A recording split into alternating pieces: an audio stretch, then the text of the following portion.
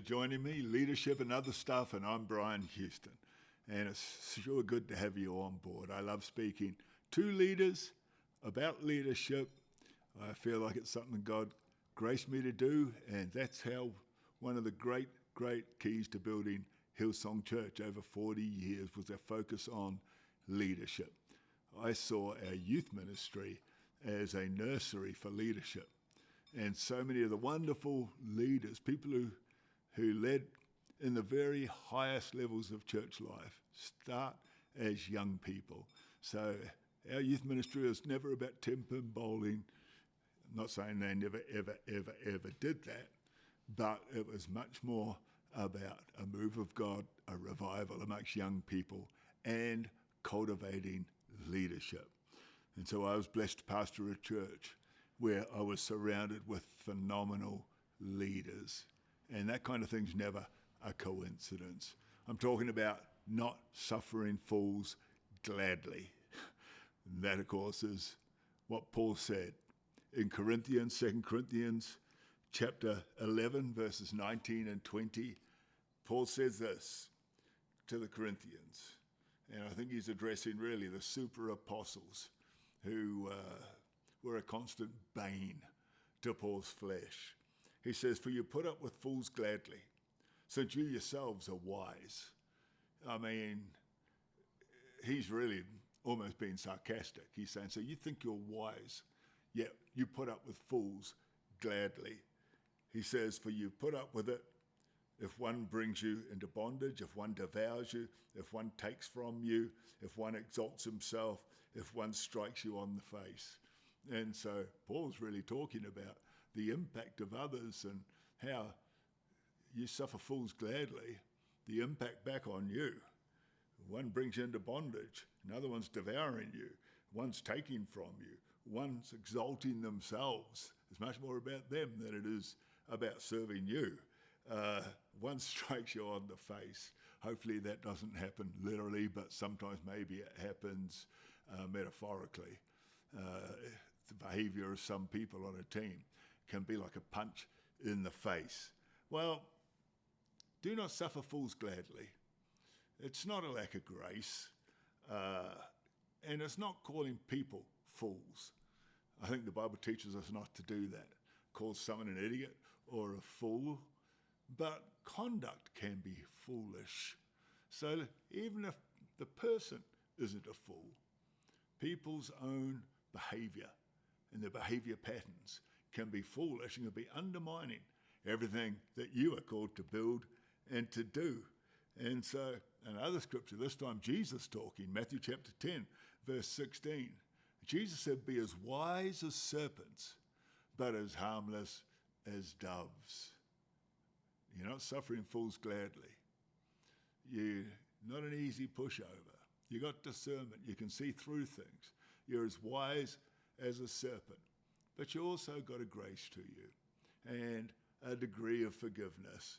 You're as harmless as a dove. When someone's as harmless as a dove, but they don't have the wisdom, the sharp wisdom perhaps of a serpent, well, you're going to get run all over, to be honest. If you're as wise as a serpent, but you have none of that harmlessness of a dove. I was preaching in a church not so long ago, and the guy's a great guy. I spent time with him, really enjoyed his company. But I noticed when he was around the people in his ministry and even in the Sunday service, he was quite harsh in his style. And I think he thought he was being authoritative, but it came across like he was being harsh. There's a big difference. There's a very subtle but big difference. And being authoritative is not harsh. You're as wise as a serpent, and so you're not a pushover, but you're also as harmless as a dove. Think about that for a moment, because it's a great balance for any leader to have. And so foolishness on your team, just some of the things. I could probably make a list of 100, but just some of the things where I saw the conduct of people that was foolish and could have really put a stopper on certainly their effectiveness in our ministry, but even potentially on the whole ministry, if you just put up with some of those things. And so Number one, people wanting to coast. They are happy to just coast along.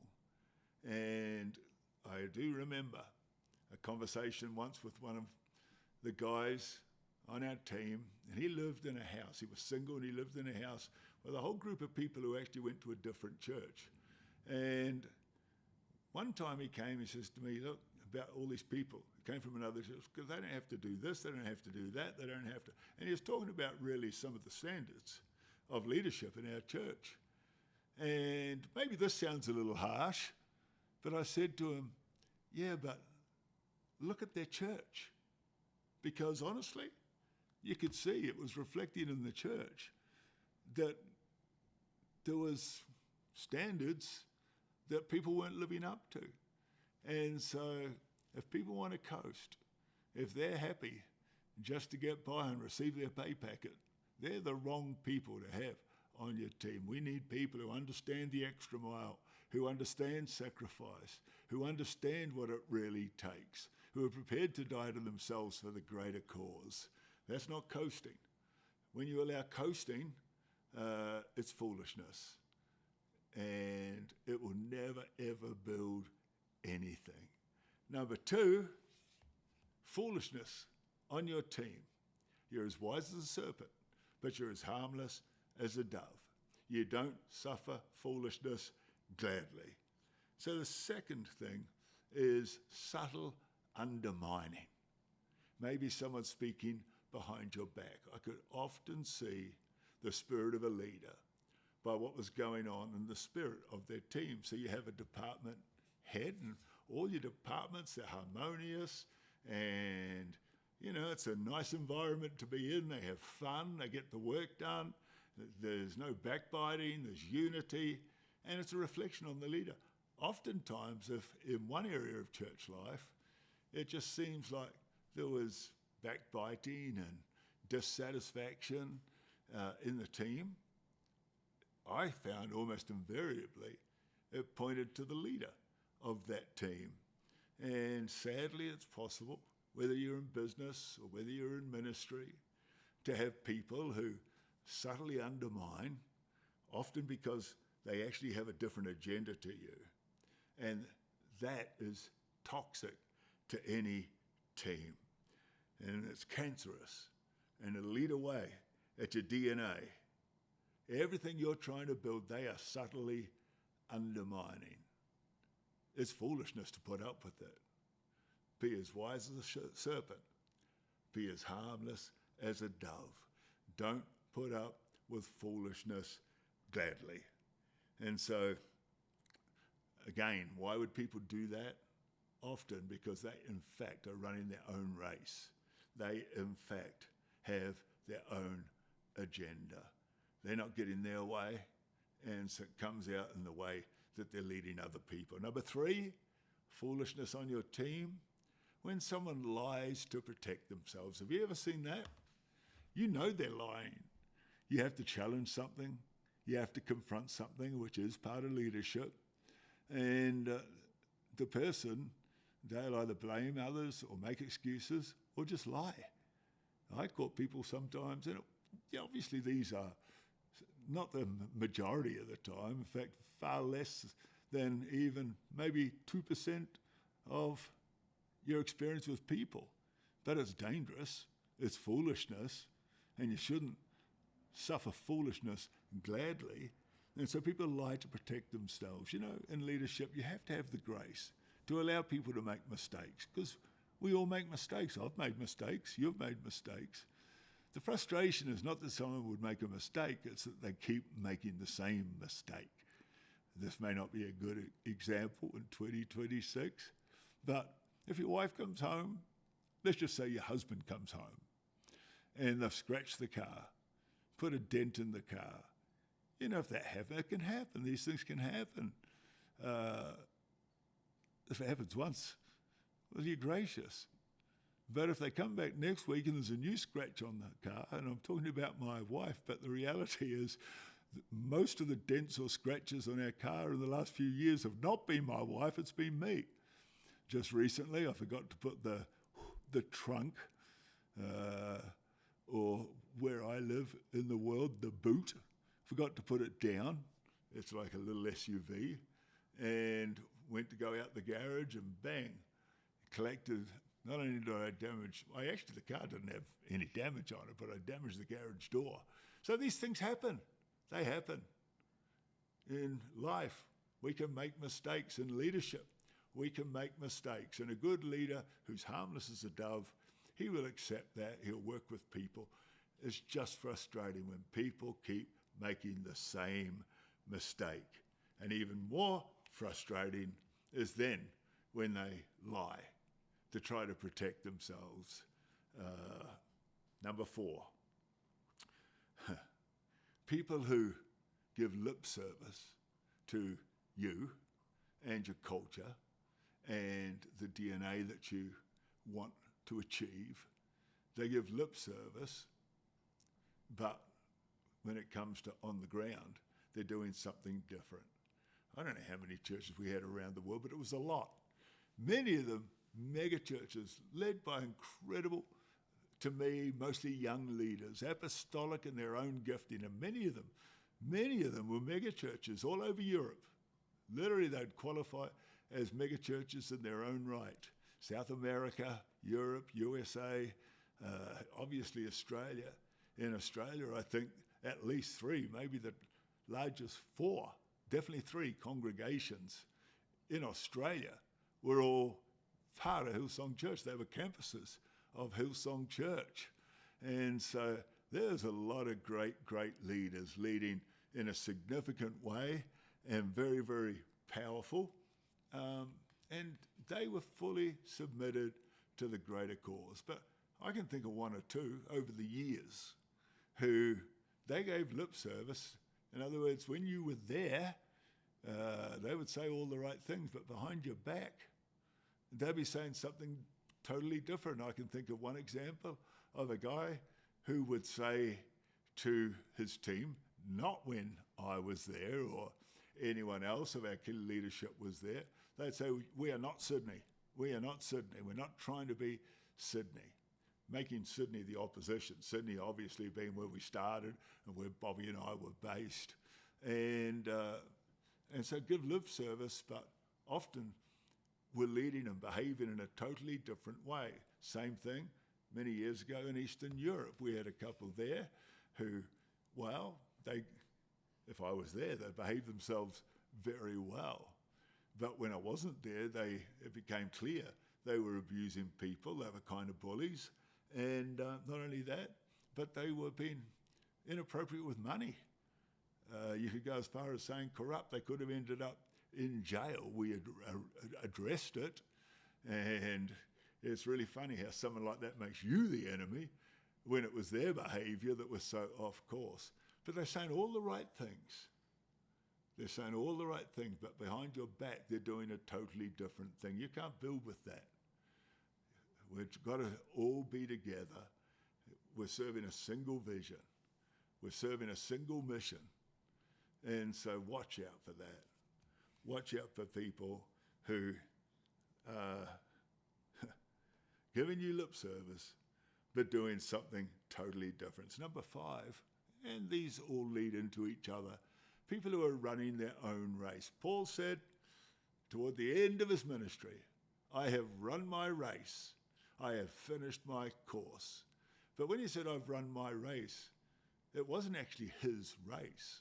He knew that. He was talking about pursuing the call of God on his life, the apostolic gifting on his life. And he was faithful. He was not perfect. He was flawed. You read obviously the epistles, and you can often see Paul getting frustrated or being almost short with people. I like that. I like the humanity side of it. But what I do know is this. When he said, I ran my race, he wasn't talking about his race. He was talking about the purposes and the call of God. He was talking about serving the gospel of Jesus Christ. He ran his race. In a team, we're running one race. That's right. I can think of situations in well, let me tell you, I was speaking once in Western Australia, and a young guy, he came up to me. He was the youth pastor in a church. He picked me up at the airport, actually, and he was driving me, and he said, my pastor just won't get behind my vision. And I said, well, it's not your pastor's job to get behind your vision. You need to know what his vision is and serve it through the ministry, the youth ministry, through your leadership of the youth ministry. You see, we only ever have one vision. We didn't have a different vision for the Bible college and another one for the youth ministry and a different one for the children's ministry and another one for sisterhood and what Bobby did and a different one again for the pastoral team, another one for Hillsong Television. No, we had one ministry. We had one mission. We had one vision, and we all served it together. And so if someone's running their own race, then it's damaging. It's actually foolishness. Be as wise as a serpent, but be as harmless as a dove. And some behavior you shouldn't tolerate. You've got to address it. You've got to get the discernment from the Holy Spirit on how to address it, because the answer is not just cutting people down, but also at the same time, you can't allow some things to thrive, to prosper, because if you do, then you'll have all the wrong things prospering in your ministry. And so number 6, people who are seduced by accolades. Wise as serpents, harmless as doves, not suffering fools gladly. Do you know when God's blessing something, there's a lot of praise.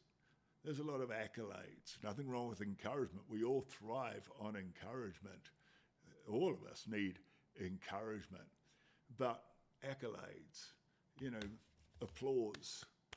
When you've got a whole lot of phenomenally gifted and talented songwriters and worship leaders, worship ushers people into the presence of God. And so often it moves them. And so people can look at the songwriter or the worship leader who's incredibly gifted and can start with, our people, we'd get mail from all over the world, emails coming in from literally all over the world, talking about how a certain worship song blessed them.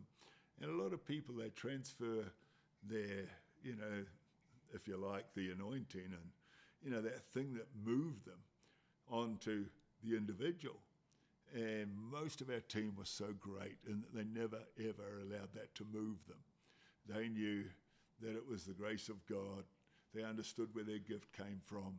So they never allowed that to sway them. But I did see over all the years people taken out by accolades. I can think of a guy way back in the 1990s, and people got in his ear. He was a gifted songwriter, and he led worship, and he was becoming of renown, especially in Australia. He was incredibly, incredibly popular. Well, the problem with that is accolades can get you off course. So can criticism. You can't be too moved by the critics. Often we listen to the criticism. If there's any truth to it, we need to make the changes. But you can't be moved and swayed by it. You've got to become tougher than that, wise as serpents, while you're harmless as doves. But this particular person way back then, there was a Baptist pastor nearby who got in his ear, and also a music producer who got in his ear, started having him believe that it was all about him, and really Hillsong was just living off his gift. And he got moved by it. In fact, it took him out. And not just took him out of Hillsong Church, it really took him out when it came to the call on his life. He had so much going for him.